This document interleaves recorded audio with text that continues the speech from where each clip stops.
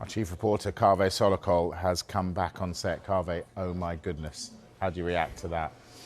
Well, look, the first thing you should say is that referees are human beings. They make mistakes like everybody else. They were working there in a very highly pressurised environment, and they made a mistake, and it was a big mistake. What unfolded after Arsenal's controversial clash with Manchester United has forced football to confront an uncomfortable truth it has tried to outrun for years. Technology has not eliminated injustice, it has merely changed its appearance. The referee's public apology, followed by FIFA's decision to suspend both the match official and the VAR team, was framed as accountability. In reality, it felt more like a confession that the system failed at the exact moment it was designed to succeed. Arsenal were denied two clear penalties, incidents so obvious on replay that debate quickly gave way to disbelief. Yet by the time the apology arrived, the damage was irreversible. The final whistle had blown, the points were gone, and the league table had already been rewritten. Football is not played in retrospect. It is played in moments, seconds where decisions shape outcomes, seasons, and legacies. An apology delivered days later does not restore momentum, erase psychological blows, or return lost opportunities. When the referee admitted regret, it exposed a painful contradiction. If the error is undeniable after the match, how did it escape detection in real time with multiple camera angles, slow motion, and a dedicated team tasked with correcting mistakes? VAR was sold to the footballing world as the ultimate safeguard, a technological shield against human error in decisive situations. Instead, incidents like this have turned it into a symbol of hesitation and selective intervention. The denial of two penalties was not a matter of interpretation, not a marginal call, not an offside measured in millimeters. These were fouls that met the very criteria VAR claims to exist for. When such situations are ignored, it suggests not a lack of evidence, but a lack of conviction. FIFA's suspension of the referee and VAR team was swift, but it also raised uncomfortable questions. If the decisions were serious enough to warrant suspension, why do the consequences fall entirely on the club that suffered Arsenal lose points permanently, while officials serve temporary punishments before returning to the game?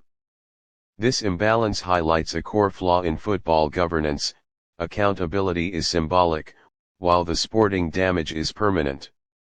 For Arsenal, the consequences extend far beyond frustration.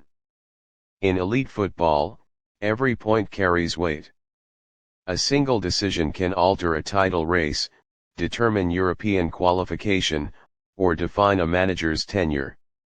Denying two penalties is not simply denying a chance to score, it is denying a fair contest. It changes how teams approach the game, how risks are taken, and how belief is sustained. These are margins that cannot be quantified on a disciplinary report. This episode also reopens a familiar wound for Arsenal supporters. Time and again, critical moments seem to tilt away at decisive stages.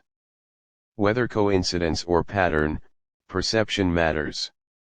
When fans begin to feel that fairness is inconsistent, trust erodes, and once trust is gone, every decision is viewed through a lens of suspicion, no matter how innocent it may be.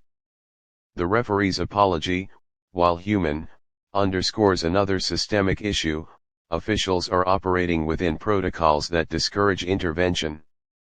VAR officials are often reluctant to overrule the on-field referee, fearing they might undermine authority or create controversy.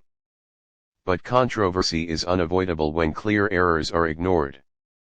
Silence, in these moments, becomes a decision in itself, and one with far-reaching consequences.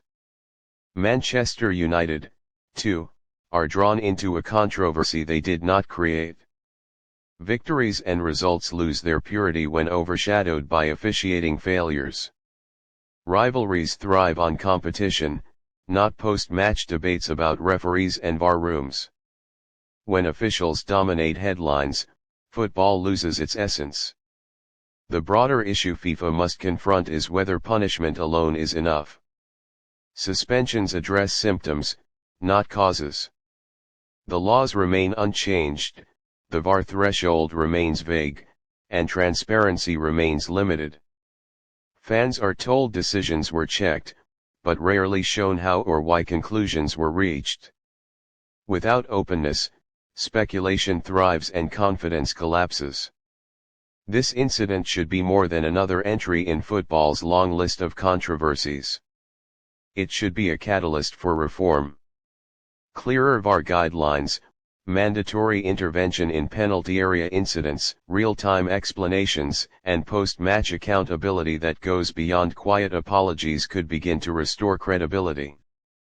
Football cannot continue to rely on after-the-fact remorse as a substitute for justice. Arsenal were denied 2 penalties, but the issue transcends one club. It speaks to a growing crisis of faith in the modern game. When technology designed to protect fairness instead amplifies doubt, the sport risks alienating the very people who sustain it. In the end, the most troubling aspect is not the referee's mistake or the VAR team's failure, it is the normalization of injustice followed by ritual apologies. Football deserves better than regret issued too late. Until meaningful change replaces symbolic punishment, similar controversies will continue to resurface, and each one will chip away at the belief that matches are decided by players rather than systems that falter under pressure. The points Arsenal lost will never be returned. The apology will eventually fade from headlines.